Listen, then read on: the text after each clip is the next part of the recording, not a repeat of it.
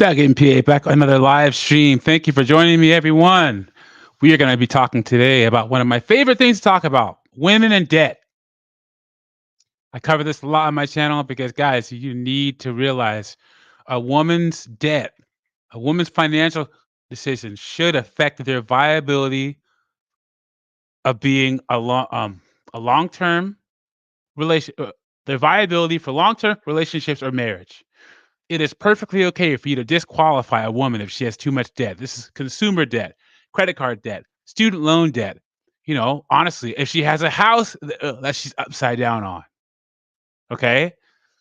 Don't take on a woman's debt. And I say this because women make 80% of the consumer decisions, and women have more of every kind of debt that you could possibly imagine. Okay? So if you marry a woman with a lot of debt, it's going to become your debt. In fact, I have an article that says don't start paying off a woman's student loans or your significant other's student loans unless you have a prenup. Okay? We need to start talking about economically unattractive women because there's a lot of them out there. Women always talk about, where are all the good men? Where are the leaders? Where are the men who are leaders? Where are the men who are providers? Where are the men who are protectors? Yeah, well, where are the women who don't have a lot of debt? And I say this as a person where recently I've had to rethink I'm still trying to figure out what I want in a significant other because I would like to be married again. I was married before. I'd be married again. I used to think that, I want a woman who's a professional, makes all this money, blah blah blah. But a lot of times, what comes with a woman who's a professional is a whole lot of debt. And one of my last videos, or was it a live stream, I read a stat that said in the United States, the average woman with a graduate degree or higher is $103,000 in student loan debt, guys, on average. So maybe 52, 53%. And you don't want to be in a situation where someone paid for something that benefited them but didn't benefit you, because we all know a lot of the times women talk about, I make six figures.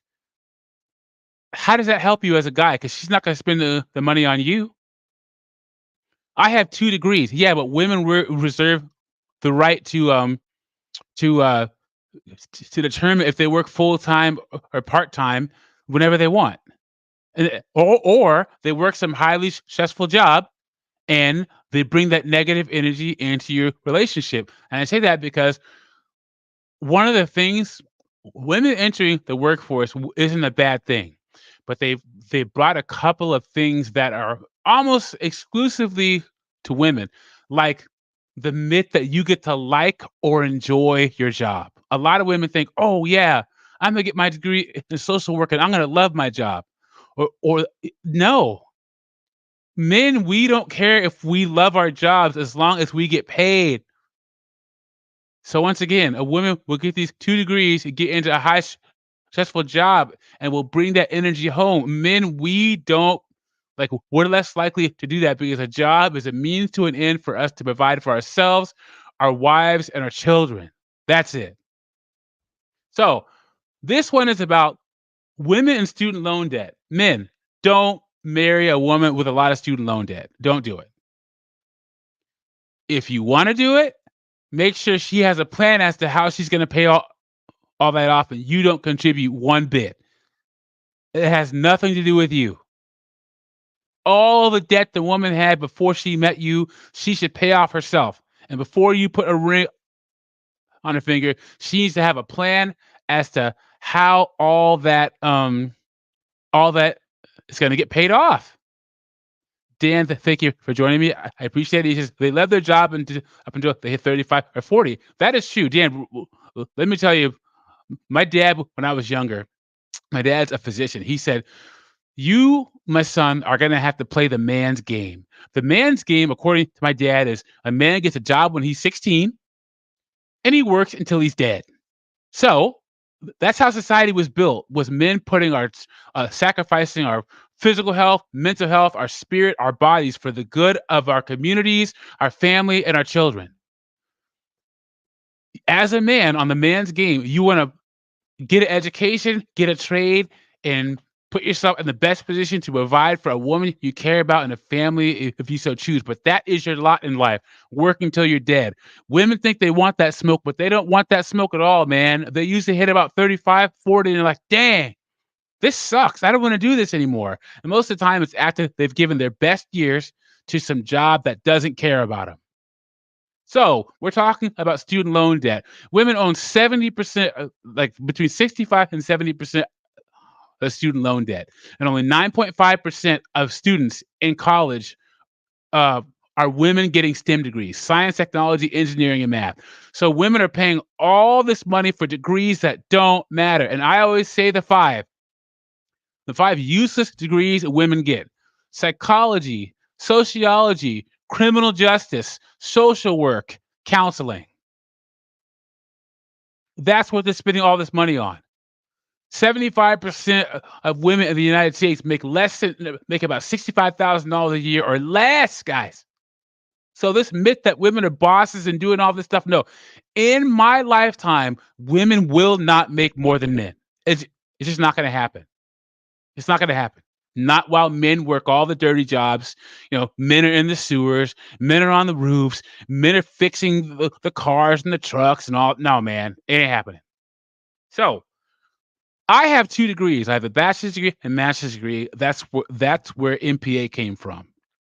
I have 2 degrees in policy, and I went to 2 state schools. So I know you can get out of school with 2 degrees and not be $100,000 in debt. But these women have no idea how to do that. I have a couple of articles here, but what I want to cover is, once again, don't marry a woman with a whole bunch of debt. So this first article is going to talk about how we got here with women and all this debt. This one is called, let me present real quick, The Troubling Connection Between Women and Student Loan Debt. Let me bring that up real quick.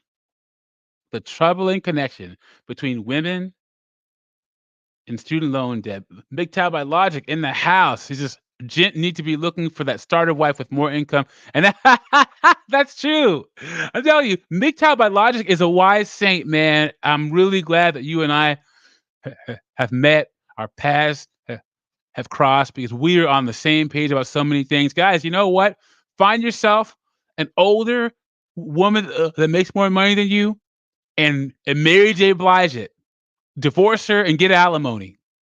I want to see more men getting alimony from rich women. Let's do it. The only way the laws are going to change. Anyway, the troubling connection between women and student loan debt. This is December 22nd of 2022. There are a lot of statistics you can look at when it comes to student debt, but you may be surprised to learn that there is a big gap between men and women's debt. Women actually tend to have more student loan debt than men. There are a few reasons behind this, but there's no denying it is an extra burden. Now, you see the language already, guys? You see the language? What is women calling something a gap mean? Does anybody know?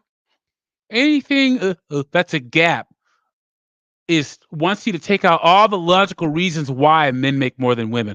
All the logical reasons why women are in more debt, and it's like a emotional appeal for you to feel sorry for women.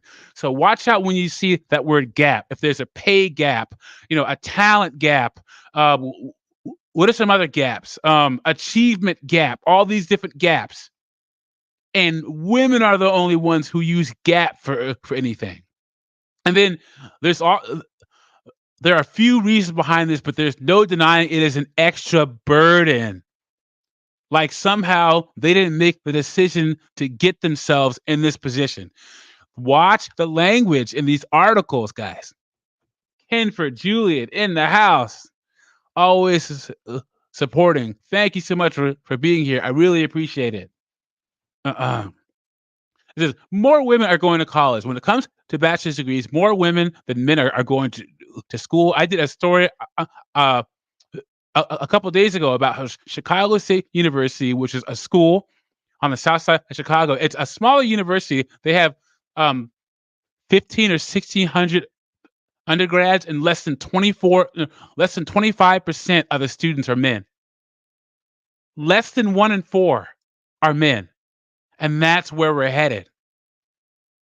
Women make up 56% of these degrees, so it does make sense that women would have a bit more debt than men. However, women hold about 65% of the $1.3 trillion that accounts for student debt. So there are more reasons for the difference.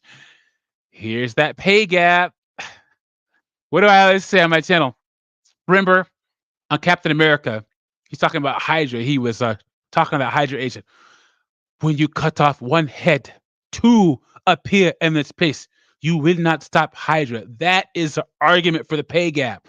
Just when you think we're making any headway, this thing has been debunked 1,000 times. But when you stop one person, one woman for bringing this up, two more bring it up in their place. It's crazy, you guys. Even with a degree, women do tend to experience the gap in pay, and we all know why that happens. Make that logic test.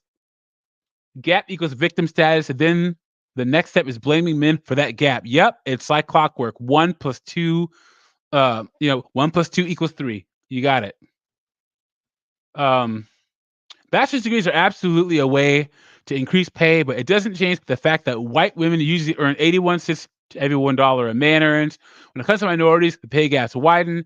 Estimated that women actually need one more degree than men to earn the same pay. To clarify, it's believed that if a man has an associate's degree, he will earn the same amount as a woman with a bachelor's degree. And that's over their whole life. And why we already know why over their whole life, why men earn more. The pay, you know what? We're going to skip over the pay gap because I don't want to go over that again. Parents pay for less. Another saddening reality is that parents are paying more for their son's education than their daughters. A study by T. Rowe Price found that 75% of parents with sons were more concerned with saving for their education than retirement. However, when you look at those with daughters, that number dropped to 60%. In the end, fewer than 35% of households have saved for their daughter's education. Now, why would it be more important for a family with sons to save for college for their sons? Because their sons are going to have to provide for a family one day. It's the same reason why, as a woman, I don't understand how a woman, because even high-powered women and high-powered positions want to be taken care of. So you're a CEO, you're a doctor, you're a lawyer, and deep down, you want to be taken care of by a man. Wouldn't you think, you know what? The man that could provide for me could probably have this job I'm working in so I can stay at home. But no, guys, what do I say on my channel? And I'm going to put this on my YouTube banners. You heard it here first. When men win, everyone wins. When women win, they win for themselves. And these women in these positions, they have to know that there's a selfish nature to them being in these jobs. All they care about, a lot of these professional women care about is themselves, their pets, travel. That's it. So, I wonder if any of these women are like, you know what? I'm working this awful job as a doctor or a lawyer, and once again, the man that could take care of me could probably have this job, and I'm taking it from him.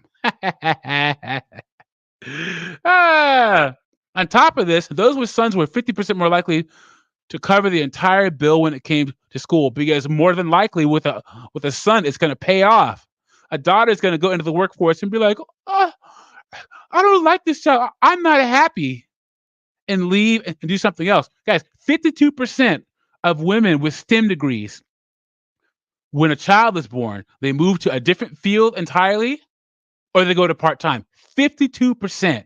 So these are women in coding, no, mechanical engineers, electrical engineers, doctors, all these people. That's why they pay for their boys' college. Because a man will work a job he hates as long as he can provide for his family. Dan says, it's becoming a bigger floss to be a stay-at-home wife than to be a career woman. That is 100% true. Mick Typology says, There's a girl on YouTube. She went to dental school and then quit being a dentist after about 5 years. It wasn't her calling. She says, and that's true. You know that Japan did a temporary limit on medical school uh, uh, admissions for women because so many female doctors leave the workforce sometime in their life. And Japan has a healthcare crisis because of all the old people. Of course, you know the word got out and they had to stop doing it. But I don't know why you wouldn't do that. 'Cause the spot in dental school is now lost forever. A man could have had that spot and worked 39, 40, 50, 60 years. 100% true. 100% true. Even though there are more women attending college than men now, it seems that the view on gender equality has not quite caught up with furthering education, job position, and job pay.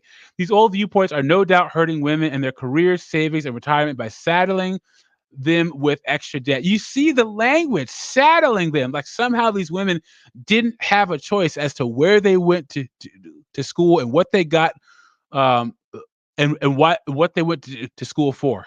The language in these articles, how women can take charge of their finances. There better be go to a cheaper school in here, get a degree that'll actually pay off.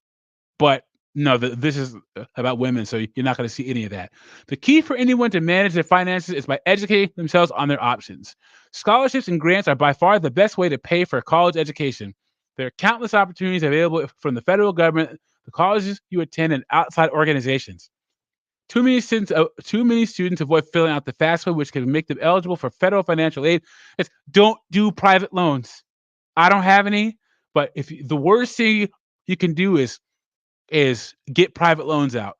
And second to that, don't refinance with a private institution. So all these SoFi ads you get in the mail, don't do it because it'll always cost you more privately than federal loans. See, when it comes to student loans, always go federal first. They tend to have lower interest rates and more flexible repayment plans. Additionally, make sure you do plenty of research to find a loan repayment. The world has come along. Oh wait, use our whatever. The world has come a long way in terms of gender equality, but it still has a long way to go. And education is a fantastic way to start making things better. So that's how we got here. Let's get into our first case, our first simp.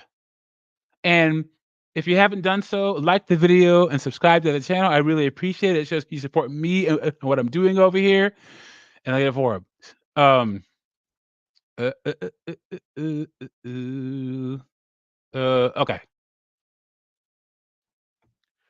Now look at this headline here. How she paid 180K in student debt with monthly interest almost as much as her rent. How she paid. See this? Carrie Swanger is a clinical pharmacist in Seattle. She and her husband, Tom, recently celebrated paying off her $180,000 in student loans in 3 years, you guys. In fact, you know what? This is the news story. Let's check this out. Let me know if you can hear it. In Louisville, Kentucky. In Louisville, Kentucky, the year after, and had in Louisville, Kentucky, the year after, and had a combined student debt of $180,000. Let me reload this real quick. Hold on 1 second, and then well, before that reloads, it says Carrie Swanger is a clinical pharmacist in Seattle. Her and her husband, in 3 years, utilizing tools she accessed through online finance company SoFi. So she has a $140,000 annual salary. Okay, let me see if this ad is over in 7 seconds.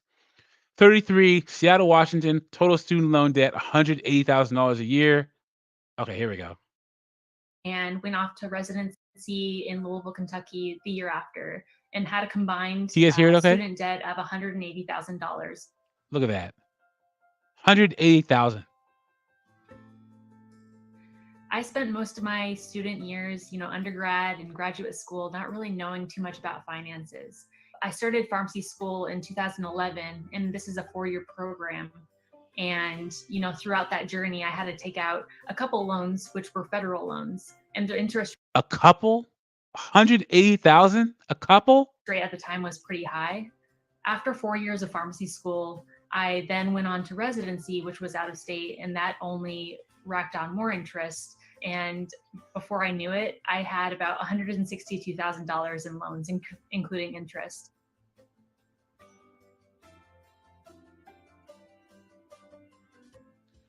And I'm gonna say off rip, if I were to be dating this girl and she would say she had $162,000 in debt, it's over.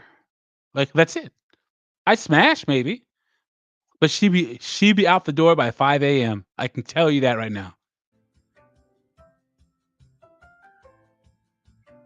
Not only did we try to cut costs and save and, really budget and kind of think frugally, we still wanted to be able to celebrate milestones. But in terms of our major spending, like rent and bills, my husband, he had a lot of his payments go towards our rent and go towards a lot of the bills. Whereas Just so you guys know, her husband had no debt. He had no debt at all when they got married. I was able to utilize a lot of my income to go towards the student loan debt. So it was a combined effort. And I think that we both really thought about this together. The sooner that we can pay off this loan, the better. And the closer that we'll be able to get to be able to celebrate these milestones and financial independence. From the experiences that I had, I think that there's a lot of things that others can benefit from. So here are some tips that might help others pay off their student. Yeah, find yourself a simp to pay all the bills while you can put all of your money towards your debt. Guys, Senator Wendy Davis, she ran for governor for Texas like 6 or 7, 8 years ago. She had a whole bunch. She went to Harvard Law School as a single mom. She married this guy that became a stepdad to her kids. Once he helped her pay her student loans off, and you best believe 4 months after her student loans were paid, she filed for divorce. In fact, I have an article where this guy says, before you get married to someone and start helping them and pay their student loans off, get a prenup that says if that person divorces you, they will pay you that money back in installments. You can do that, I guess. Well, I just skimmed over the article, so we're going to find out earlier. But anyway, you have to protect yourself when you're paying off someone else's debt in marriage. Loans. We were able to cut costs in specific spending such as cable and data plans and even Spotify accounts. We merged our Spotify account into a family plan, and that could help put money towards our savings in the long run and put money towards our debt payments. So another thing to think about is just being able to set it and forget it. Any way that you're able to set recurring payments is going to help pay down that debt in the long term. It's kind of like thinking of a 401k. You automatically put money into your 401k and you don't really see it go out of your bank account. It's similar with recurring payments towards your student loan debt, where you're automatically paying money towards your student loan debt and your student debt is going down each month. I also recommend seeking out a supportive community. There are so many people out there that have similar situations. So many women out there that have similar situations, all looking for a simp to help pay their debt off. And experiences as you all with student loans, and I feel like being able to share your experiences and learn from those who have similar experiences is very important. Anytime you're able to buy generic at the grocery store is going to be so much helpful towards putting money in your savings. When you're at a local grocery store roaming down the aisles, you can see the generic price. Speaking of that, guys, have you guys ever tried to do a whole shopping trip at Whole Foods? I dare you one day to go to Whole Foods and try and buy a week's worth of groceries from Whole Foods and see how much it costs. It's crazy. It's crazy. Versus the brand price. And when you buy generic, it is amazing to see how much savings you can generate each month and put that money towards, investments or put that money towards your student loan debt. The biggest advice I can provide to others is think of your loan journey as a sprint and not a marathon.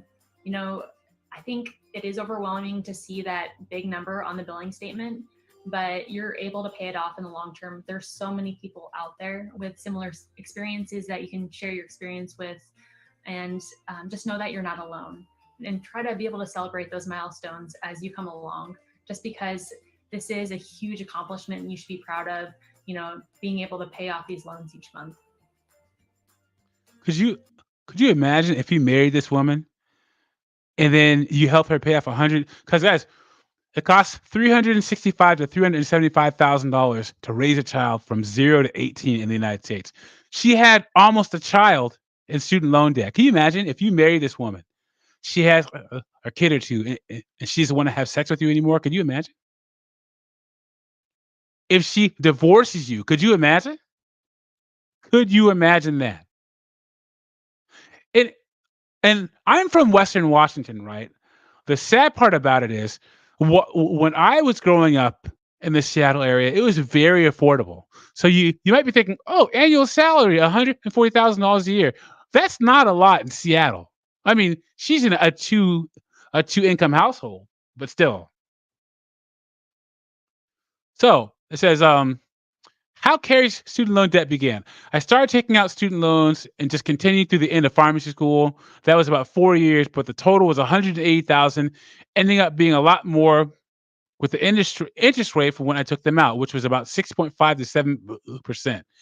I'd gone to community college in Seattle for my first 2 years, and then I transferred as a junior with the prerequisites to get into college, and it was a lot cheaper.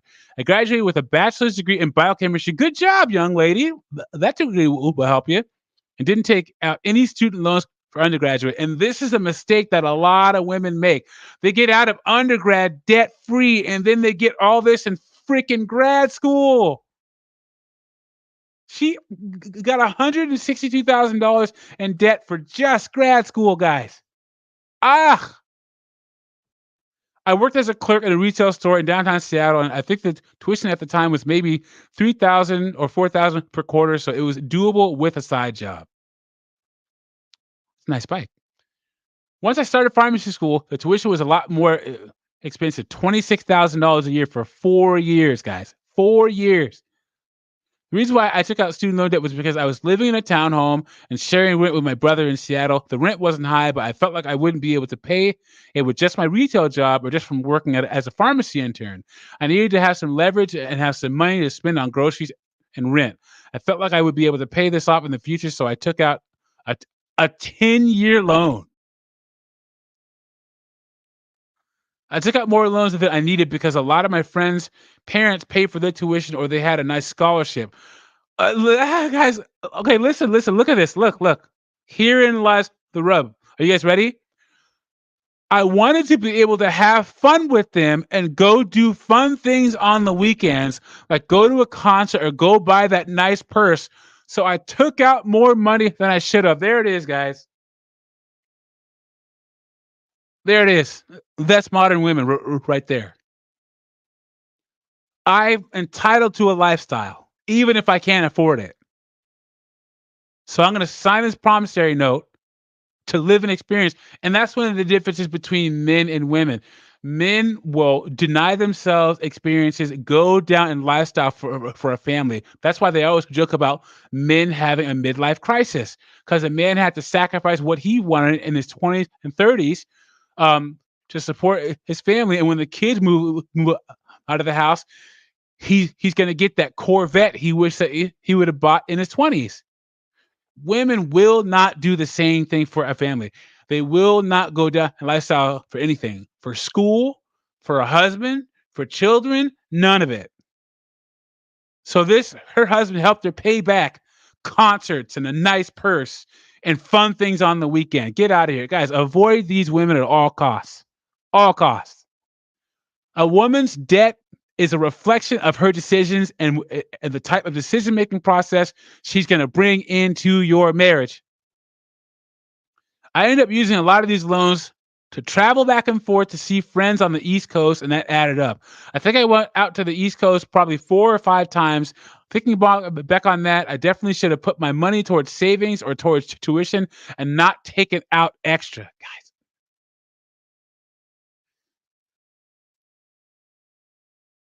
Living with debt. I'm sorry.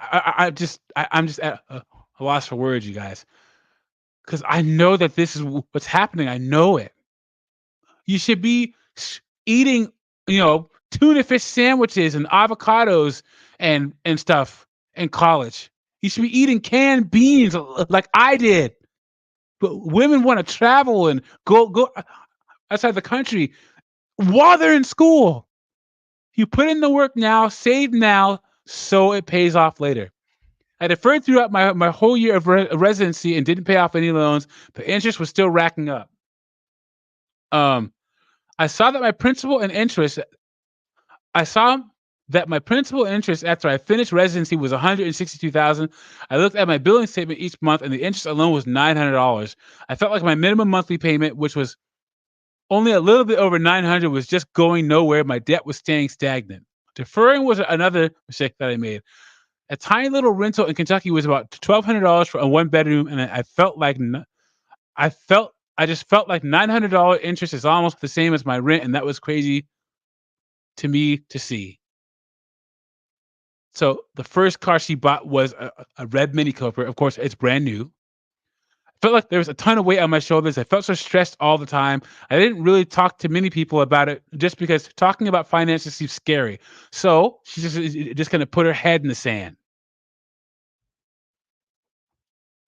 That is something I regret. I feel like there are other people out there that you can share your experiences with that would have helped me in the long run. Yeah, other women. And they're probably going to strategize how to get a guy like you guys. I felt like I wouldn't ever be able to pay this off, and this would just be kind of looming over me over the next 10 years. So I was just kind of horrified to see that number. I was so stressed looking at that $900 interest rate on my monthly bill each month. I had 3 loans. I was using the avalanche method by paying to the highest loan before tackling the next one. But she reached out to SoFi and refinanced under SoFi, but she refinanced multiple times and got down to 1% interest. It took a little while before it was finally reflected in my account, but then I was actually seeing a lot less interest tackled onto my monthly statements. It was down from 900 to 600 and then down to 500. I was paying the same amount or more toward the loan each month, and each time I would refinance, blah, blah, blah. So let's talk about her and her husband. Because okay, so this is Carl and her husband Tom. She says, since I had student loan debt coming into the relationship, he had no debt. I told you guys he had no debt. We discussed how we would prioritize finances to make sure we were both on the same page. At first, I was a little hesitant to discuss the total amount of pharmacy school debt that I had, but the only way to tackle student debt was to communicate with each other as early as possible. We sat down and looked at each of my loans and decided to consolidate them through SoFi, and we constantly had conversations about the best way we could help each other pay off the debt. You see what she did there? We constantly had conversations about the way we could help each other pay off the debt. You mean pay off her debt. We determined it would be best to focus my paycheck on student loan payments and my husband's paycheck help pay the rent, water, gas, and see this help pay the rent? No, it paid the rent, paid the gas, paid the mobile data, paid the Spotify, paid the Netflix, and paid all the food and travel expenses. You guys know that 70% of households in the United States, the man is the breadwinner. 70%. That way we knew where each of our inputs and outputs were going, and we could track our spending easily. When we thought about so he was doing this before he got engaged to this woman. When we thought about getting engaged, we talked about it. We decided that because I had a Chase Sapphire Reserve card, that we would put the engagement ring on it to capitalize on the points. I didn't know when it was going to arrive or anything, so that was kind of a surprise when we finally got engaged. But it's just things like that where if there's any way to be smart about money and have these open conversations, it's nothing to feel guilty about. We're able to use the points to later to pay for part of our trip to Yosemite. So they talk about how they refurbish furniture and made $4,000 or $5,000. I usually do that. We also buy everything we can on Facebook Marketplace. So anytime we're looking for furniture, we buy secondhand. Once I made the last payment after 33 months, I posted on the SoFi Facebook group because that's my community. That was in the middle of the pandemic, so we can't go out to a nice restaurant or anything, but we ended up buying a tomahawk steak, grilled that, and had a nice, really nice dinner and kind of put our feet up and just celebrated. We're doing some of the things we did during our debt journey, such as looking into our finances. I call them money dates, where my husband and I would just talk about what we learned that day about finance and markets, blah, blah, blah.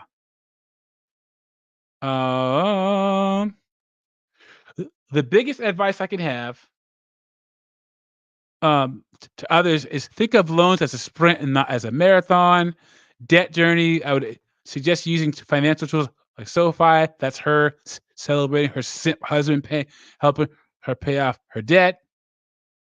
Also, is there any way that you can cut some of the monthly subscriptions, blah, blah, really change the way you look at your loan payments, really think where you're spending your money. Don't do this, guys. This is textbook of what not to do. Okay. You know how much money? I guarantee you that guy probably paid half of her debt, of her student loan debt, while he's paying the bills. And then I guarantee you his wife was on this whole, oh, we're equal. We're equal partners. No, he's helping you pay off your debt. He's providing you the ability to focus on paying your debt. And I guarantee you she's going to leave him in 7 to 8 years. It's, you know how I know why? Because it's Seattle. That's why. I'm from the Seattle. Olympia, Washington has the most single mothers. The capital of Washington State has the most single mothers per capita than any other city. Seattle is a liberal, ethnicist, purple-haired, septum-piercing, tatted up wasteland. She's going to divorce him in 7 to 8 years. I can tell you that right now. I grew up in Seattle. I could tell you all about it. Our next case is going to be, give me 1 second here. And once again, like the video, subscribe to the channel. Kenford Julian dropping the truth as usual. Calls homeboy a simp because he is. Our next case is okay. We're going to talk about getting a prenup.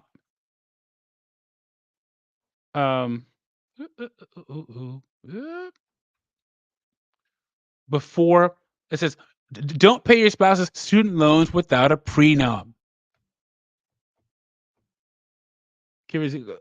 Julian says it's a bottomless pit because it is, and says Seattle is the most liberal city in America. Even KS said so. MGTOW, by logic, I grew up there. I can tell you all about it. It's awful.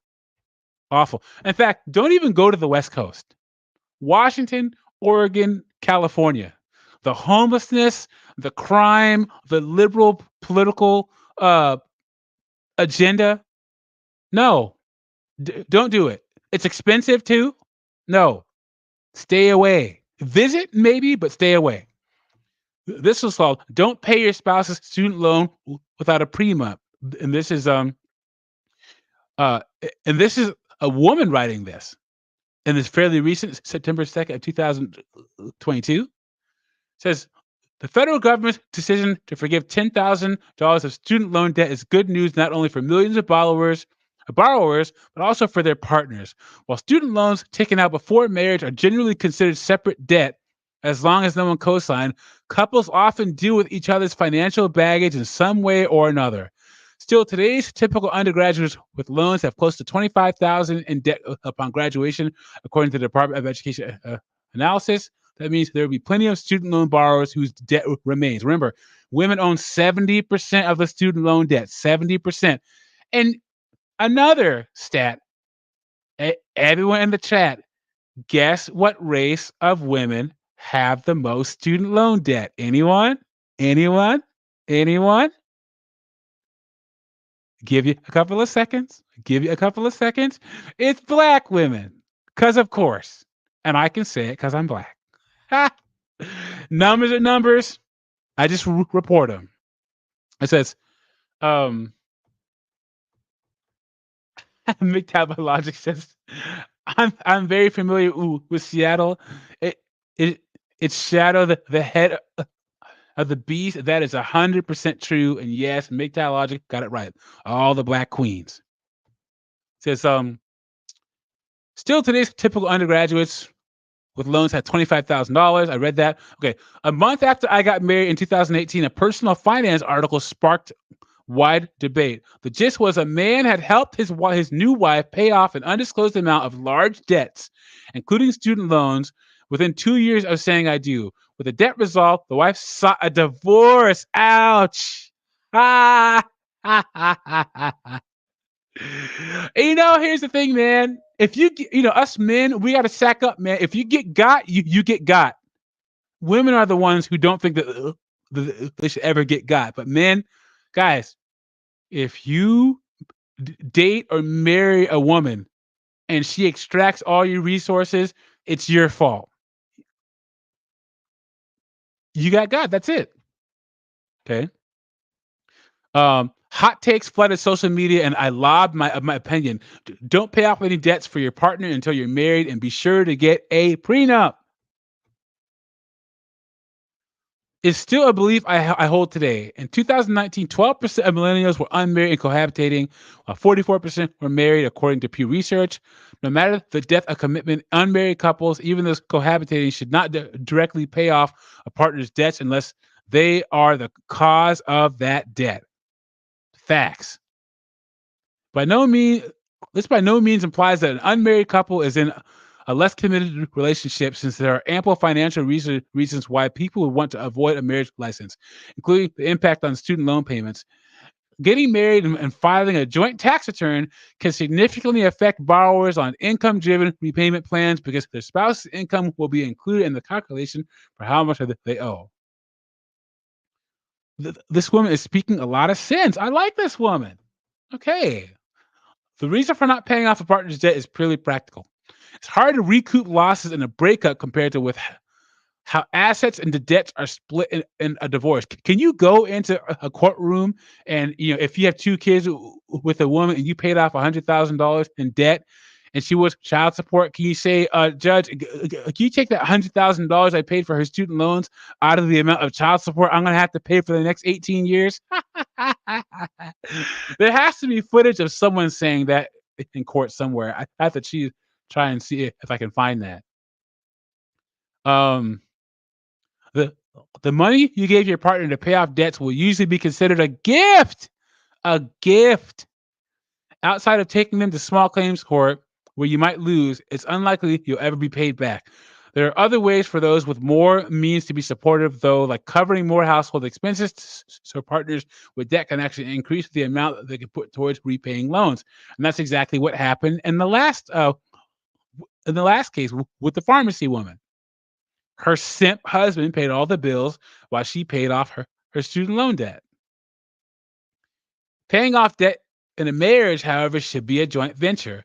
You're a team now, and your partner's financial situation does directly affect you. That doesn't mean that married couples become an amorphous financial blob. In fact, I advocate for the yours, mine, and our style of banking, in which each person has an individual checking account and a monthly stipend to spend however they see fit.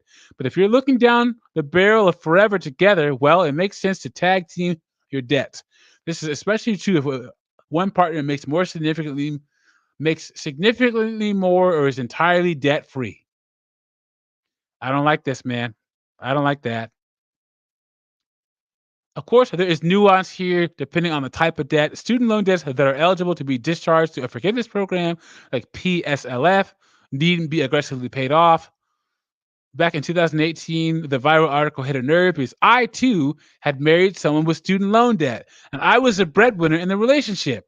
We were on course to pay off more than $50,000 before our 2-year anniversary.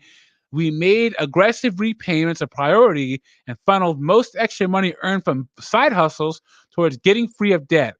If my husband had come to me with divorce papers right after that, well, I would have just been like the jilted husband in the article. The difference, we had a prenup. Prenup still condemned with the frustratingly negative reputation when, in fact, their marriage insurance. Everyone has a prenup. It's just the default laws of the state. So she's talking about how prenups are different from state to state. In the U.S., each state has its own laws about how to handle assets and debts during the dissolution of marriage. Without a prenup, you're simply agreeing to abide by your state's laws or ultimately by a judge's ruling. Romantic or not, it's practical. Yep, because much of Western culture is now based on marrying for love. No one really likes to discuss the fact that it's still a contract and likely the largest financial decision most people will make. The logic says in Washington State, you get what you bring to the marriage back as a refund in a divorce, be that a positive or negative amount. So if you structure things correctly, keep your records risk less. Thank you, Make That Biologic. I appreciate it. You shouldn't sign any business contract without feeling the terms are fair and equitable. And the same goes for your marriage. And if you're already married and didn't do it, don't despair. There's always a post-nup. So this is Erin Lowry. I think she's a lawyer. You see. So unfortunately, as a Seattle, as a society, we still haven't caught up to men being able to comfortably talk about getting a prenup with a significant other. I feel like I think that women will, but men, oh, I don't, I don't want to upset her, man. What if she doesn't marry me? If she doesn't want to sign a prenup, she wasn't the one for you. That's it. Big Time Logic says the real damage comes when the income in the marriage is spent on fun stuff instead of assets. 100% true. And who's usually doing the one spending the money on fun stuff? The woman. We're going to go to our next simp here and see how much he spent on his wife's student loans. Okay,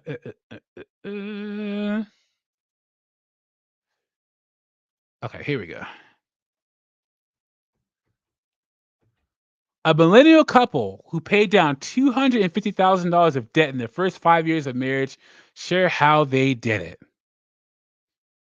So this is the couple right here, LeVar and Rianne Harris. How do I get rid of this? Here we go. In the U.S., marriage vows often include the line for rich or poor, but many people don't consider how much debt their partner has before they say, I do. College sweethearts LeVar Harris and Rianne Swafford Harris. Wait, he helped her pay off her law school loans and she hyphenated her last name? Guys, if a woman wants to hyphenate her last name, don't marry the woman. Don't do it. You can already tell this guy's a simp. A simp. Don't marry a woman unless she takes your last name. I will not provide, protect, take a woman seriously for a serious relationship or marriage if she won't take my last name. And I bet their kids have hyphenated last names too. What a joke. He says, Rianne and Swafford Harris, who got married in 2015, were open with each other about their finances from the start, and they made another vow to prioritize their quality of life while focusing on paying off their significant debt load. As two young professionals with advanced degrees that meant getting a jump start, yes. Is it Dakawane? Dakawan says, if she won't take your last name, she doesn't take you seriously. There is no bigger simp move than marrying a woman who won't take your last name. I have a friend who married a woman, and her lady part didn't work after going through 3 rounds of IVF. So they decided to adopt the child. And when they adopted the child, they hyphenated the adopted child's last name. I was like, bro, and he's a good friend of mine, but I told him, you're a simp for doing that. You're a simp. A simp. Ugh.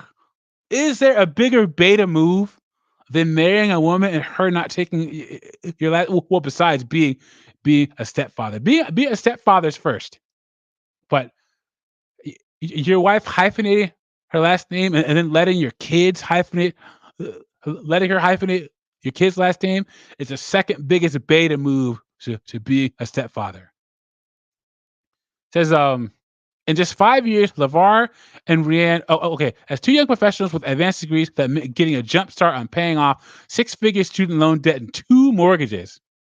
In just 5 years, LeVar and Rianne paid off roughly $250,000 in debt. Law school and undergraduate loans, $150,000. Now, she went to law school. He went to undergrad, but then he ended up paying $30,000 later on for his MPA. But the majority of this was her. She went to law school, so he helped pay off her law degree. He got a $30,000 MBA. She got $150,000 for law school. A mortgage, $70,000 with about 20 years of payments remaining. Okay, so this is their plan. Have a plan before you borrow. The couple met as undergrads at the University of California, Riverside, but they didn't merge their finances until 4 years later. So one mortgage and $150,000 in law school loans later. Guys, women lawyers run far away, man. They have a lot of debt. They have this need to be right. A lot of them are fat. Run away. Don't date female lawyers, nurses, creatives, free spirits, women in the military, women law enforcement. Any other ones, guys? Any other ones? Oh, yeah. Psychologists, therapists. Run. Far nurses. Run. Run away. Don't do it. It's trouble. Said, after the wedding, LeVar added another yoga instructors, 100%. They're those creative type. Run. Says after their wedding, LeVar added another $30,000 bill to their household budget when he decided to attend business school. So how was he able to get out of an MBA with $30,000, but she paid $150,000 for law school? They made a plan to pay for the degree over his 2-year program, and when the couple moved to Oakland, California for Rianne's job, they added another mortgage to the total. But as they took on new debt, they adjusted their plans. I'm a pretty strategic person, Rianne said to Select. Yeah, $150,000 in law school debt is very strategic. I knew I was going to be joining my law firm in the fall after graduation, so I understood that what I was going to be making was more than what I was taking out in loans. Oh, now we got it coming in. Yoga instructors, massage therapists. That's a big one, guys. Run away from massage therapists. All of them think that there's some kind of business owners, and then you actually learn a decent amount of medical knowledge in massage school. So they think that there's some kind of essential healthcare provider. You're not. And I'll go so far. Massage therapist is a blue collar job. Like, because there's so much physical exertion. And it's gig work, because unless you give massages, you don't get paid. Bartenders or waitresses, 100%. Run far away from them. Florists. Flight attendants. You know why you don't date flight attendants? Because they're for the streets. That's why. I slept with enough flight attendants. I can tell you they're all pretty, but they're all for the streets. Teachers, yes, that's a big one. Teachers, run far away. Teaching is becoming like nursing. Nursing and teaching, if too many women who are more concerned about their jobs than their personal lives. A lot of women who are nurses, a lot of women who are teachers, their personal lives are a mess, and they give all their nurturing side to their students or their patients, and they won't have anything for you. Run. Bartender, yep. She says, "Oh dang, then there's a flight attendant, and you can tell. I'm telling you, man. I shoot. You know, wrap it up with flight attendants too, because they're for the streets in the United States. They're for the streets in every country they land in too. They are for the streets. Like when it says we're running out of job titles, basically we can't date a woman that works anywhere in the United States. That's 100% true. Passports or MGTOW is the only way, my friend. You want to take a risk, date, or you know what? I'll say, try to go to a red state where women have more conservative values. How about that? But these West Coast liberal states, run far away. You're not going to find a decent woman in Seattle. You're not going to find a decent woman in Los Angeles. You're not going to find a decent woman in New York City. You're not going to find a decent woman in Chicago. It's just not going to happen. Not going to happen. So your best bet, go to a red state, Kansas, Oklahoma, Texas, find you some country bumpkin, or passports or MGTOW. One of the two. Yep. MGTOW. My stepmother was a Chicago police officer, huge feminist, never dated a female cop. Ooh, and a Chicago police officer at that? Oh, yikes. Run far away. Says, but okay. Before you borrow student loans to go back to grad school, consider your anticipated salary and the cost of living you expect post-graduation to see if loans will be worth it. Like I said, 75% of women make $65,000 a year or less. Only 6%, 67% of women in the United States make $100,000 a year or more, guys. So don't buy into this. Women are bosses. Women are queens. Women have their own. They don't. They're all broke. They spend the most money, and they have the most amount of debt. And here's the thing: I have another video on my channel. The average American woman spends $562,000 more dollars in her lifetime than the average man does. You know how they do that? Is because they trap men in that.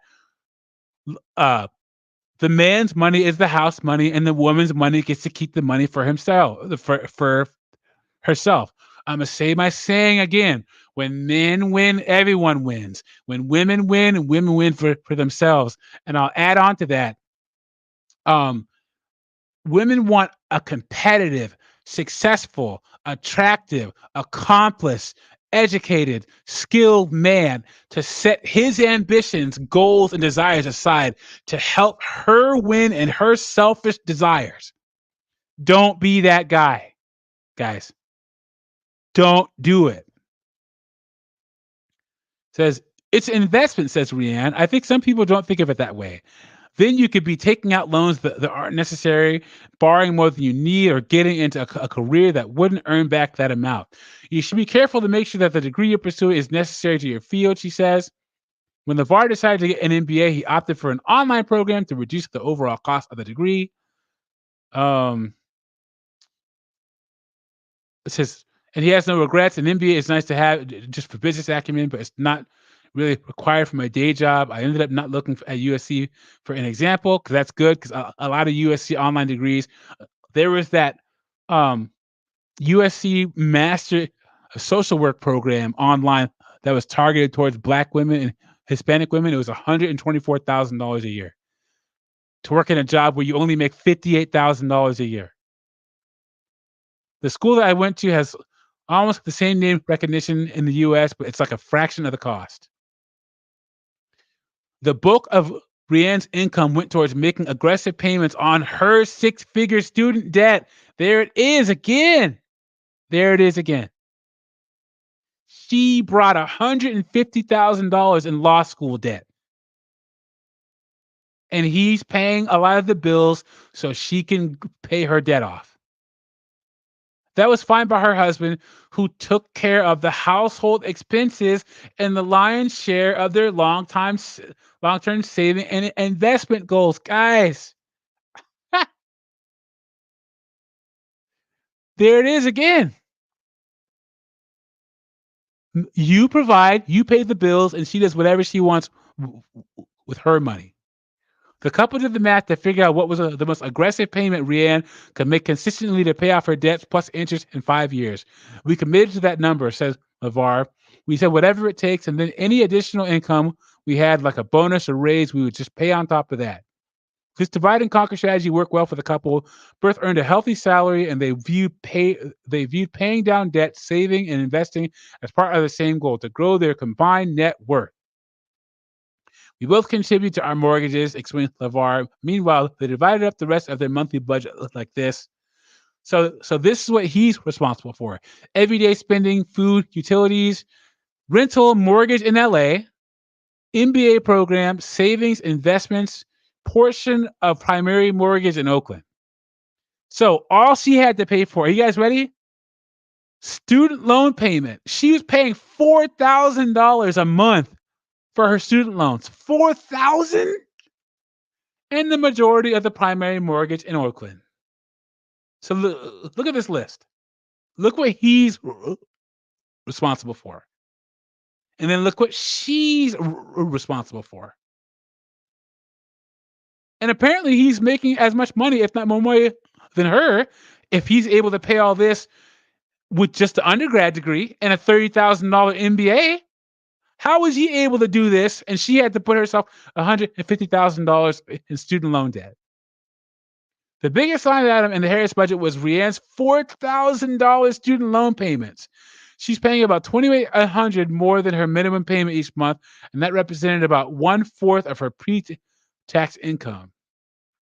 LeVar and Rianne are proud of how they managed to preserve their quality of life while paying off $180,000 of education debt and about $70,000 of their mortgage. They spoke openly about money, a topic that friends and family may have once considered taboo, and worked through any negative feelings about their debt.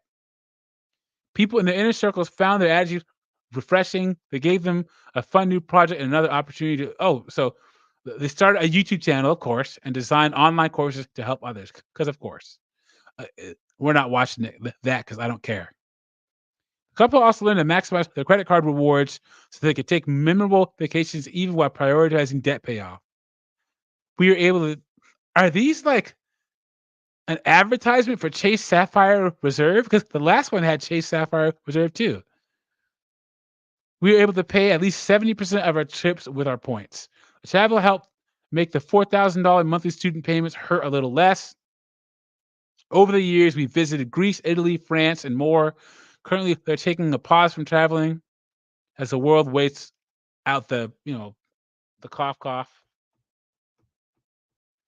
And Miktab Logic says he went to Bangladesh, found himself a gym. Good job for you, buddy. And then, anyone with a master's of social work degree never dated. Yep. Counselors, social workers, psychologists, run far away. Because the problem with those people is they see reality through their lens, and their lens on reality is the only right way to see it. So they'll filter everything is filtered through how they see things because of their background. And they can't turn the psychoanalyzation off. So they'll ask you, how are you feeling? And then you'll say how you feel, and they'll try to filter it through something they learned at work. Or if you keep your answers short and sweet, they'll think that you're lying. What's on your mind? Oh, nothing. See, men, we can have nothing on our minds. Women can't. Well, what's on your mind? Nothing. I think that's true. Tell me about your day-to-day. So you tell about something. Well, I think that goes back to your bad relationship with your mother. It's like, geez, no. Okay, so we're not going to talk about this advertisement for the Chase Sapphire Reserve card. If you have significant student loan debt, don't put off facing the numbers. Pull your credit report, sign up for a free credit monitoring service.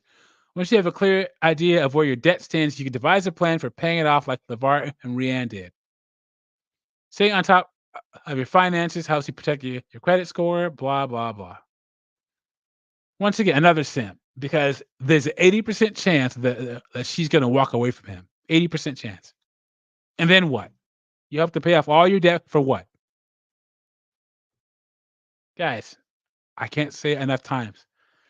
A woman's debt should be a disqualifier for her to be taken seriously for a serious relationship or marriage. You should be able to say, you know what, girl, it's been fun, but you have too much debt. And then they're going to try to sign language you. But if if you were a real man, you know, you're supposed to step up to the plate. You're supposed to be there for me. That's what marriage is about, is being there for each other. Yeah, but you have $180,000 in student loan debt. I don't have $180,000 in student loan debt. Why do women get to determine the most constructive way as to how we contribute to a marriage or a relationship as a man? And then one last little goodie here. It's a short one. It says, "My husband refuses to pay my student loans. His reason: I took out the loans before we were together. Is there some loophole to get him to pay?" Yikes. Big Time Logic says, "She makes $24K a month. I hope my boy lives in a community property state. Then he's gonna make a kill it in the divorce." Yep, let's go. Take them for all their worth, guys. But on my channel, I always say, guys, don't put yourself in a position where your woman makes more money than you, because women are awful people when they have leverage, and you're on a time clock. A woman will only deal with it so long, and then not only that, but like, men are better when they're paying the bills than women are. Women will disrespect you, emasculate you, and that will become the norm. And they'll talk to you in a way, because here's the thing: men, we have limits as to how far an argument can go. Because if it's two men and we start insulting each other and disrespecting each other, we're going to fight. But you can't put your hands on a woman, nor should you. So you have a limit, but women will keep going lower and lower and lower and lower. Yes, don't be in a position where the woman makes more money than you, and don't move into a woman's house. Me Type of Logic says, tell her we'll pay the debt off after we have 5 rental houses. That would take about 7 years to build. Then she divorces you and you get half. Then you get a new one that's half her weight in age. Me Type by Logic, you are a sage and a saint, my friend. Big Time Cowboy says, there must be some way we can get her husband to pay. How dare he not serve her like a slave? Exactly. Let's get into this. He says, question: I'm married but unemployed, and my husband refuses to pay my student loans, which I had before we were dating. Do I have access to the money? Yes, but if I were to touch it, it could cause a divorce because he feels that it's not his responsibility, as we were not together at the time. I acquired the student loans. Is there any way to get out of it, or is there some type of loophole? I haven't worked in years. I don't even know how I could repay these back on my own. So first off, why did she get a? Did she finish college? Probably not. Because the only thing worse than women who rack up a lot of debt with a degree are the women who rack up a bunch of debt without a degree, and there's a lot of them floating around, guys. Second, why is she not working? Is she a housewife? Because if she's a housewife, she should not be complaining. 76% of mothers have to work. So she didn't say anything about kids, though. Why is she not working? The short answer, at least in your case, is this. In general, since you took out the loans before you were married, there's no loophole, and your husband isn't legally responsible for your debt, says Leslie H. Tain, financial attorney and founder of the Tain Law Group. Even if a couple is married when one spouse has taken out student loans, the debt may still belong to the person who took it out. You know what I'm going to do? I'm going to drop the link in the chat, and if anyone wants to come up while I'm reading this last article, come on up. I'd love to see what you have to say about this. I'm dropping the link right now. Let's go. Come on in if you have something to say about, should a husband pay off the wife's student loan debt?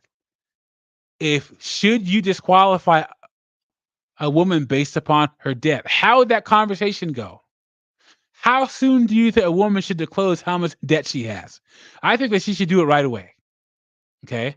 When I go on dates with a woman between the third or fourth date, Well, first, I make sure she doesn't have any children because single mothers are no bueno. I don't date single mothers. And second off, usually in 2 or 3 days, I ask her how much specifically student loan debt. And my number is $100,000. If she has less than 100,000, I can make it work. If she has a good income, if you have more than $100,000 in debt, you are out ski, finito, dunzo, nay-ski. Okay. Says if if a couple is married, when one spouse takes out a student loan, the debt may still belong to the person who took it out. However, a spouse would be responsible in situations like if they co-sign the student loan, or if the loan was taken out after the marriage and the couple lives in a community property state.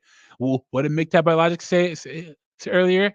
Such as Arizona, California, Idaho, Louisiana, Nevada, New Mexico, Texas, Wisconsin, and Washington State. Dun dun dun dun. MGTOW Logic says the only women you can date are librarians, and even then, she has to be hot and nice and an 18 BMI max. There you go. MGTOW Logic also says know your state laws, play the game. And then MGTOW Biologic, I know you drive truck. He says, I like to call it. Unfortunately, I can't. I'm barely down the highway. I'm barreling down the highway at 60 miles an hour. Everyone, MGTOW Biologic is a young guy that just got into trucking. Congrats to you, MGTOW. I'm sorry, MGTOW Cowboy. I'm sorry. MGTOW Cowboy is a young guy in his 20s, got into trucking. Good job, buddy. If I were a young man in 2023, I'd forego college. I'd get my CDL. I'd drive truck for 5-6 years. I'd stack my money up and then probably quit and go to community college afterwards. Or MGTOW Cowboy, stack up your money for 10 years, get a couple 100,000, and then move to a country where it's dirt cheap. Learn Spanish, go to Belize. Get yourself a nice Belizean woman or Ecuadorian woman or something. Live out of the country for 2-3 years. But if I were young, if I were 21 and 23, I'd get my CDL, I'd drive long haul truck. You can make more money now trucking than ever in the history of the United States. So thank you for your support, MGTOW Cowboy. And I know that she said you want to do an interview sometime. Hey, reach out to me. Let me know, man. Let me know. Says that said, if you refinance and put both of your names on the loan, your husband then becomes legally responsible for the debt, says Tane. And something else to know. At some point, Tane says being delinquent on federal loans can mean the government confiscating joint tax return money. Ah, yikes. This could impact you if you file taxes jointly as a married couple. They also garnish your Social Security if the loan goes into default. For anyone in a similar situation, but with private loans, Tane said you could get sued by the servicer for not paying. If you default on private loans, seek out a student loan attorney. This way, you may be able to avoid judgment against any property you own. And if a husband and wife own property together, you can try to avoid having a lien put on it. It's crazy. Ash L, yeah, you got to be aware of all this stuff, man. You know, I don't know if you just joined, but this whole stream has been about women. Should husbands pay off their wife's student loan debt? And the first case was this lady was $180,000 in debt from pharmacy school, and her husband had no debt, and he paid all the bills while she paid off her $180,000 in 3 years. And she has an 80% chance of leaving him. Don't do it. Run far away. How you can pay off your student loan debts. Loans are in forbearance. I think this is pretty much rehashing everything that we covered before.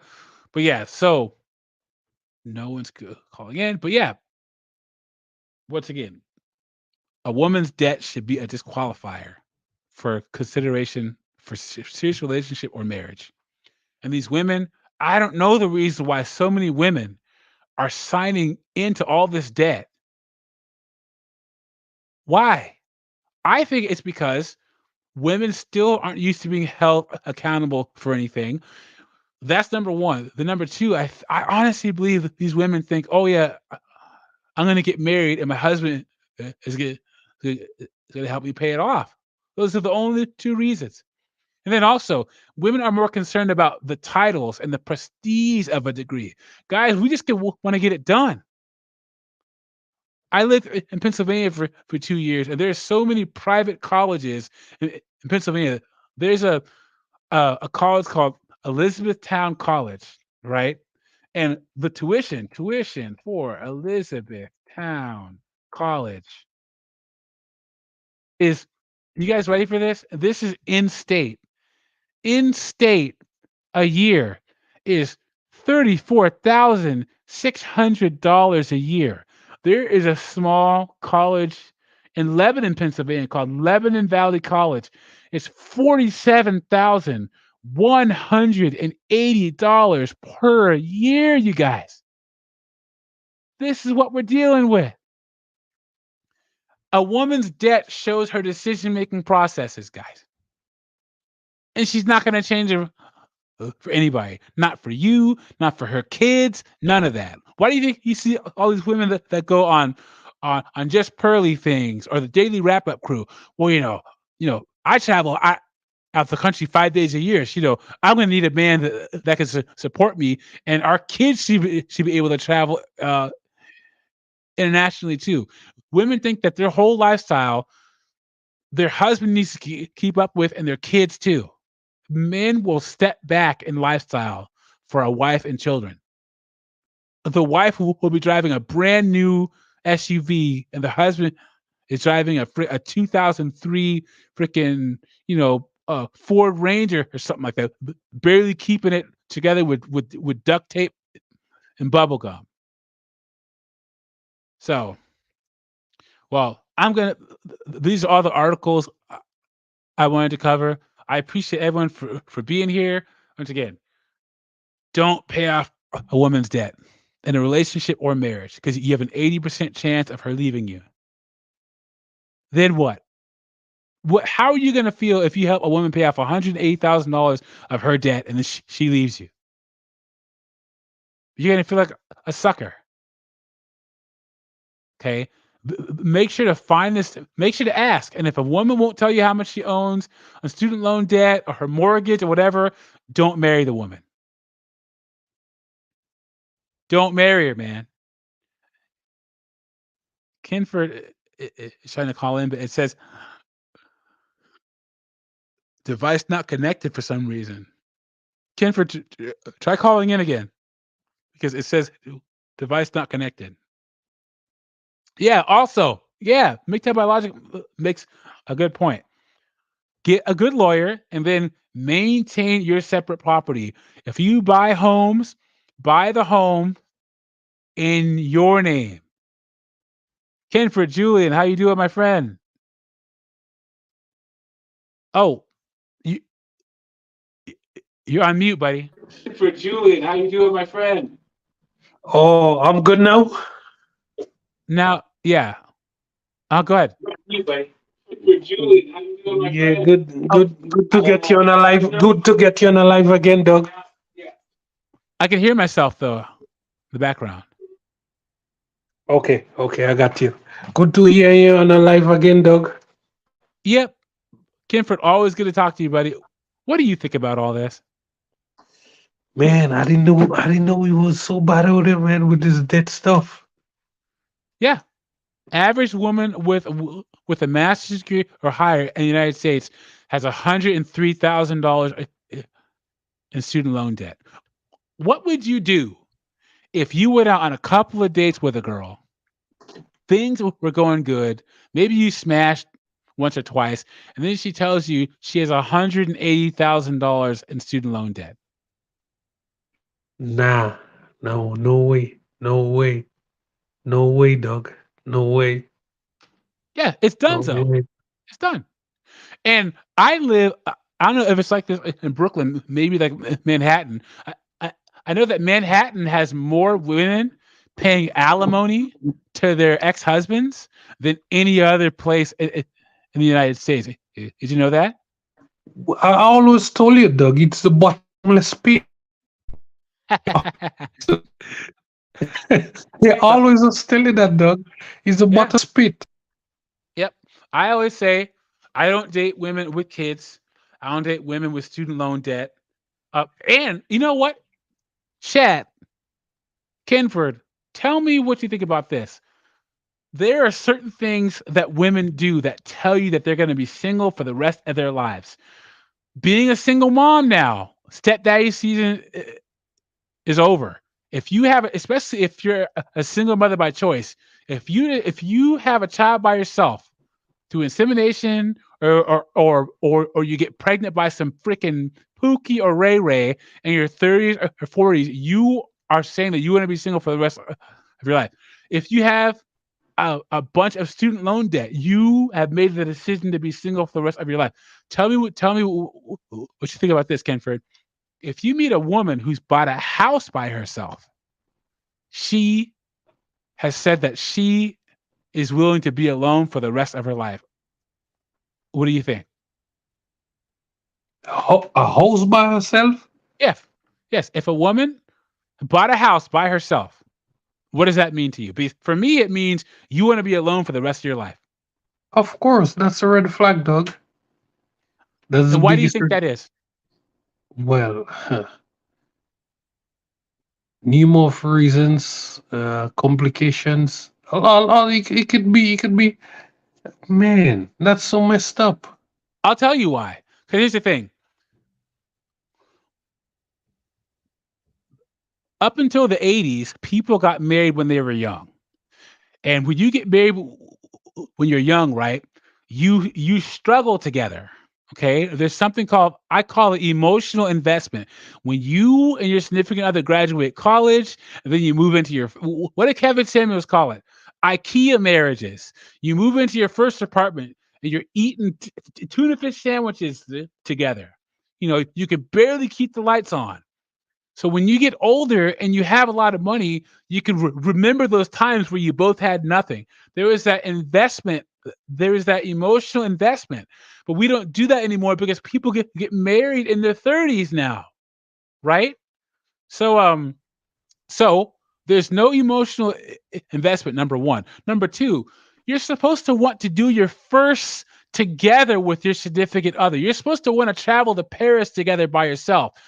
No, you're supposed to want to travel together to new places. So you're supposed to want to go to Paris for the first time with your significant other. You're supposed to want to go to Ghana. You're supposed to want to go to Trinidad, Grenada. I want to go to these places with my significant other, and you have to dull off a certain part of your emotions to be able to get used to doing this stuff by yourself.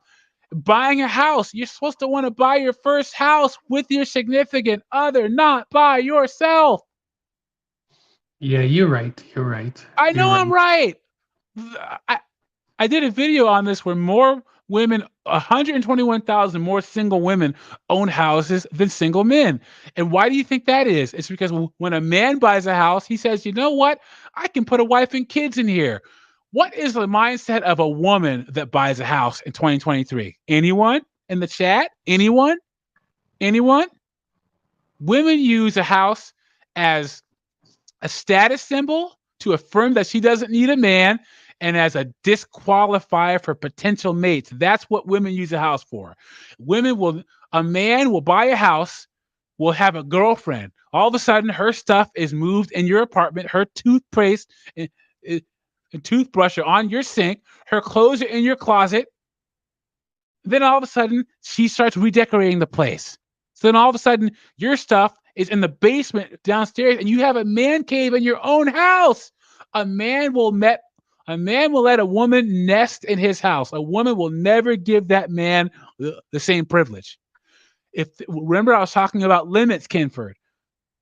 True. Women, True. men have limits on conflict in a relationship in marriage, but women don't. And if you move in with a woman and it gets down to a knockdown, drag out fight, you're just some fool living on her couch and you need to get out. If a man owns the house and he has a fight with his wife, the man leaves. If the woman owns the house in a marriage and they get in a fight, the man leaves. It's BS. Don't move in with the woman. That's why I say if a woman has bought a house by herself, it's a red freaking flag. And then another thing, why is it I've gone on a whole lot of dates in the DC area. Tell me why women think that saying stuff like, I don't need a man, I want a man is attractive. What's attractive about that statement? They heard it on TV. They heard it on social media so many times. So Yeah. it's like Or he's like they're saying things. It's like they're saying things without thinking about it. You know what I mean? Like they just say stuff like, I don't need a man and all this crap. So yeah, like this is they just repeating basically. yeah. Imagine what a woman would say if she goes out on a few dates with a man and then finds out he has a negative $100,000 net worth. Would she care? Of course she wouldn't.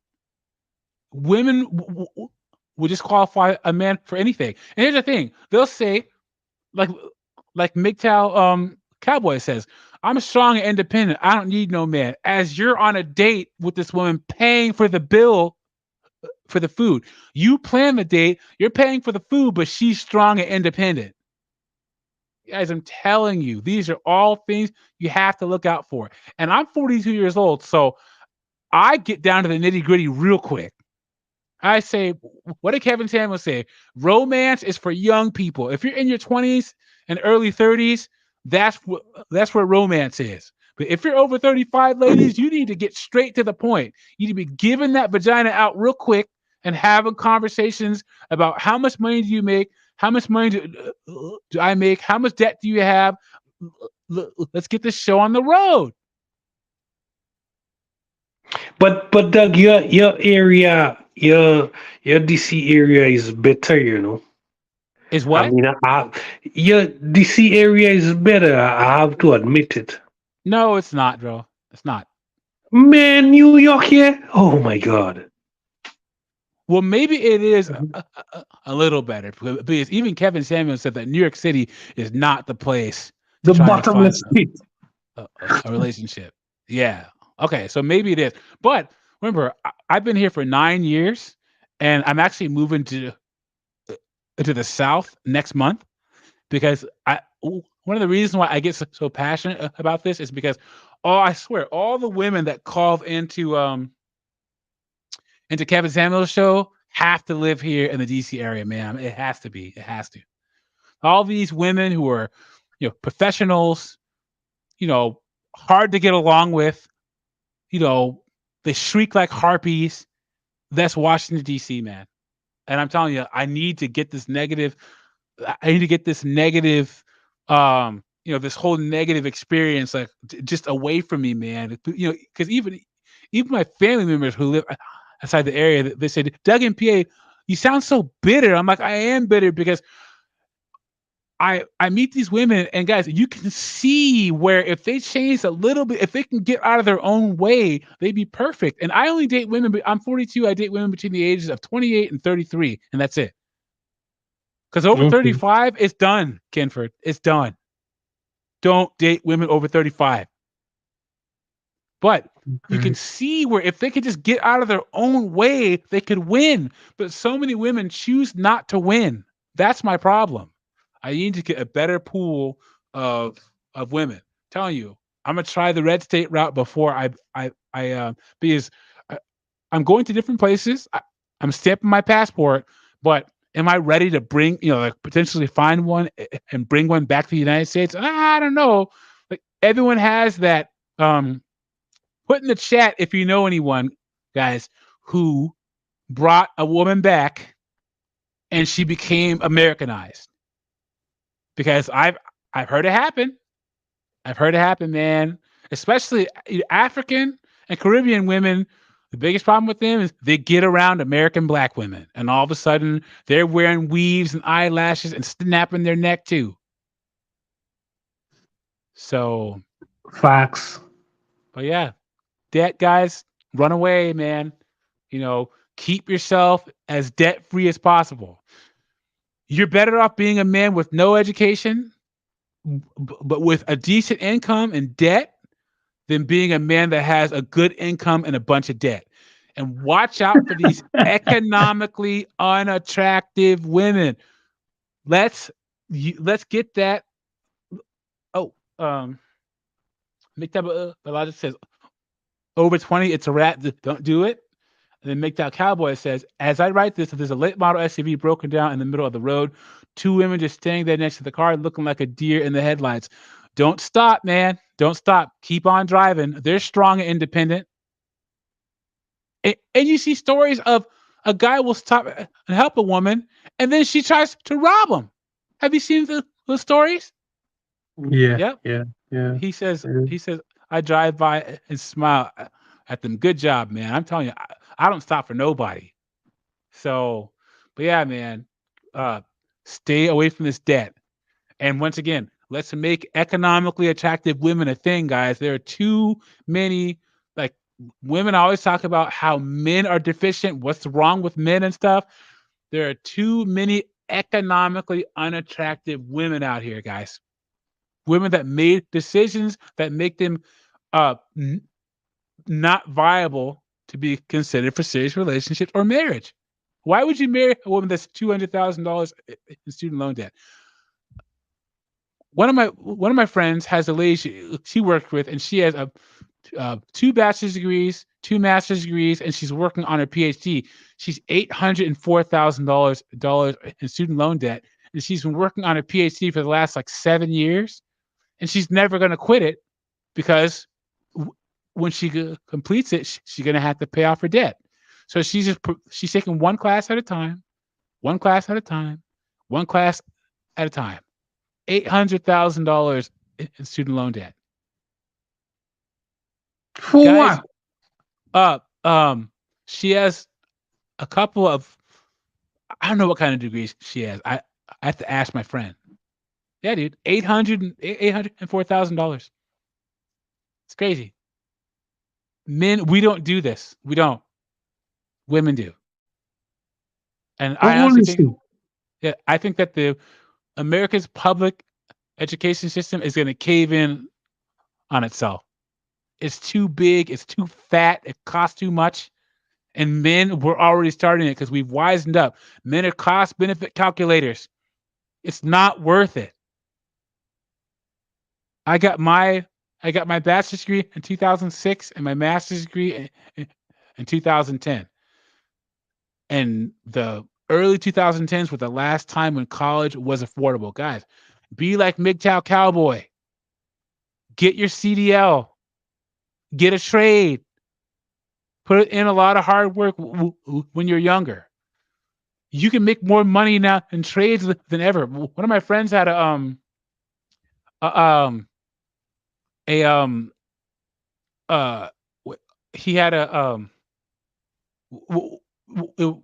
of my friends, had something go wrong with his pipes. And one of them started leaking or whatever. And in the DC area, to have a plumber come over to your house, just for the plumber to come over, it's $280. Damn. $280 for a plumber to come out to your house. Because there's so few plumbers. Guys, now is the time. Become a plumber, a mechanic, a truck driver. Times weren't like when I was young. Put your head down, get a trade, stack that money. And then find yourself one outside the country or travel for a couple of years. That's what Better Bachelor did. He was a systems engineer for 4, 5, 6 years, saved that money, then he walked the earth for 2 years. He went all over Southeast Asia, all over Eastern Europe. Guys, that is the way. MGTOW or passports. Those are the only 2 ways. Okay. We're getting up to an hour and 34 minutes, so I'm going to close this out. Anything to say to the people before we leave, Kenford? Yeah, Doug, that was good. it really surprised me about the debt and the ratio between like the debt comparing to women to men. Also, you had mentioned that the politician, what when the man done, your husband help her pay the debt, Wendy and Davis. Wendy Davis. Oh my God, that was so sad, man. I wonder how it felt because normally when you rest off, like on the evening times when it's all quiet, all memories come back to you. So I wonder, boy, probably he regrets certain things in his life, man. It, and the worst part about it is he has no one to blame but himself. Men, we take L's. Women don't. We take L's though. Guys, Yeah, if a woman yeah. extract resources from you, it's your fault. The default position is no, not yes. No. And And what was on what you said, like what was the time period between finish off paying the debt and then going for the divorce? I think it was like 7 to 8 years, I think. Let me see Damn, how long was damn. Wendy Davis married?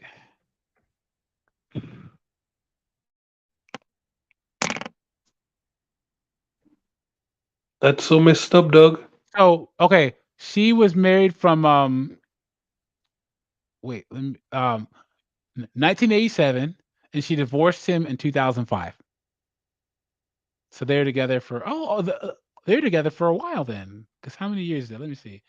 Night 2005, 1987. Oh wait, oops.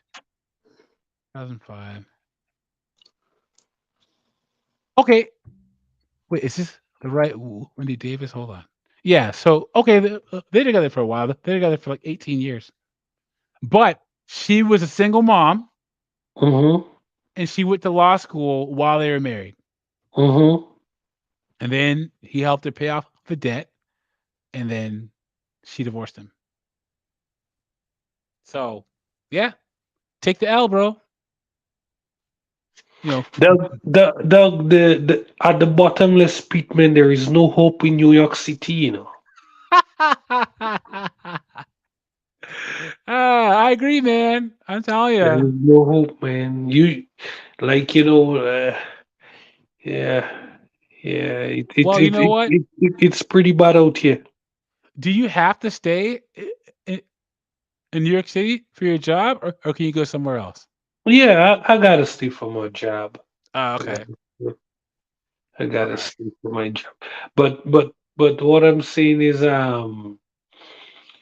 usually like other chicks wanna fly in. But there's also a law in New York City. I don't know if you know about that. Like if a woman like spend at least 3 days and if she bring clothes, that's it. So If she's basically, living in your house, it's considered her, yeah, her residence. Oh, get out of yeah, here, man. yeah. She consider it. Once she passed like 3 days, I think. Either 3 days or yeah, I think it's 3 days. So what guys normally do, they normally use the hotels or Airbnb.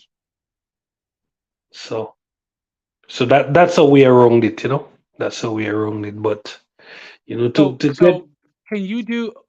There's a there's a story where this lady, off topic, but she she does an Airbnb at her house, Hmm. and this lady paid for an Airbnb, and now she won't leave.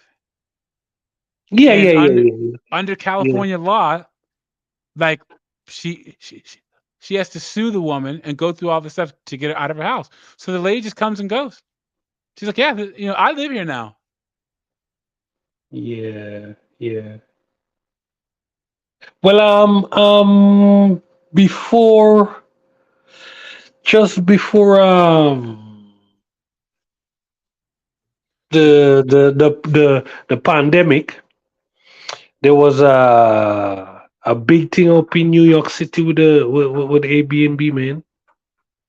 This girl, this person had left Australia Mm-hmm. and flying in the city.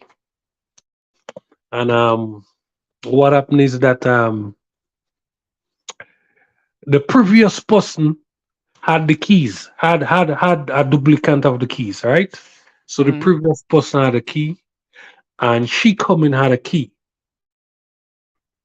The previous guy went back there and ripped him, man.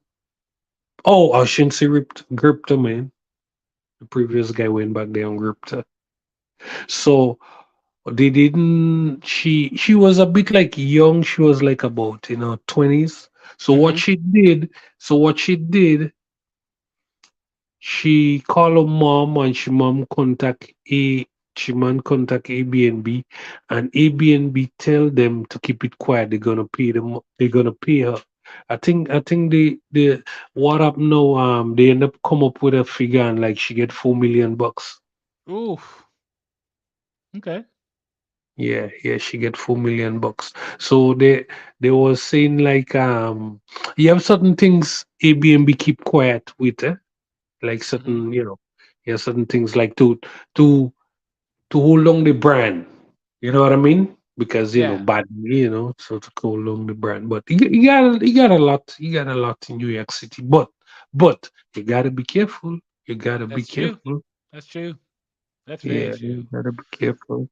MGTOW Cowboy says, I have a friend who's a big boss over at UPS. He met and married a Filipino woman. After 2 years living here, she got her green card and divorced him immediately afterwards. Sounds about right. Yeah. Metabologist says, I got a degree 25 years ago. I don't even use it. And then Metabologist says, we know men want family and kids, so they're going to get married. So it's better to advise men to mitigate risks. They won't avoid it with chic MGTOW. I that's why I advise as I do. You are doing the Lord's work, my friend, MGTOW by Logic. So it's funny because we have 3 mods from Just Pearly Things in the chat. We have Kenford, me, and MGTOW by Logic. Actually, MGTOW by Logic was there before me, actually. Yeah. So When? yeah, he's he's one of the OGs. MGTOW by Logic. Who are the OG mods on her channel? It was Oh, you. It was okay. that lady. It was that lady with the PhD, and then there was one other one. Oh yeah, and then Torsha. It was Torsha, Tosha. MGTOW by Okay. Logic, Okay. and then some. But Tosha and Oh, how? okay. So no. So then wait. So then I was there before MGTOW because I got my wrench like right around like 14,000 subs or something. Oh yeah. So I was there before him then because I remember she was at like, or maybe she had hit 20. It was early on. But But anyway, but I, but I not too long I get my wrench dug. Not too long. yeah, I know. And it's always good to have you, man, because it gets crazy up in there sometimes. Uh, but anyway, I am gonna bring the show to a close once again, guys. When men win, everyone wins. When women win, they win for themselves. Always remember that. That's Doug MPA's tagline. Also, no single mothers ever. Don't date them. Don't sleep with them. Don't marry them. If you want to date a single mother, your best bet is a woman who's a widow. Second to that are women who were divorced. Third to that are women who just got pregnant, and the least considered and the worst are single mothers by choice. Because the most So selfish thing a woman can do is bring a child into this world who will never know who his or her father is. That can Doug, I'm playing the devil's advocate here. Why don't you try to date Vertical Fox? Vivica Fox. Yeah. Because she's your worst nightmare, man. She is your worst nightmare. Oh, she will No, ruin a man's life, man. Oh no. So, but I'll anyway, leave, I'll leave uh-huh. a comment. I'll leave a comment. Did he say it? Yeah. I haven't gotten by the answering it yet. But anyway, I'm a close Shima Kenford. I appreciate you Good show, dog. Good show, for dog. joining. MGTOW by Logic, MGTOW Cowboy, Dan. I can't say his name. Dakowone. Thank you all for joining me. I appreciate it. I'm gonna go live. I might go live between now and Sunday at 5 p.m. But I'm definitely gonna go live Sunday at 5 p.m. I may have Naomi on. We might do another episode of Policy Plus Energy because I really want to get her opinion on one, all the leftover embryos from these no, seriously, because a lot of people with the spirits think that once the egg is fertilized, it's a person. There's a lot of leftover embryos from this whole industry. And then two, I reached out to her on Instagram the other day, and she had no idea that there was a movement where Black women were asking, should Black women give birth to male babies anymore? You have white feminists saying abort male babies. Yeah. Shit. Yeah. Yep. So I'm going to put a whole thing about that and see what she has to say about it. Anyway, so it's either going to be me by myself or me and Naomi on Sunday. So make sure to tune in Sunday at 5 p.m. Thank you so much for joining me, everyone. And I'll talk to you next time. Peace. See ya.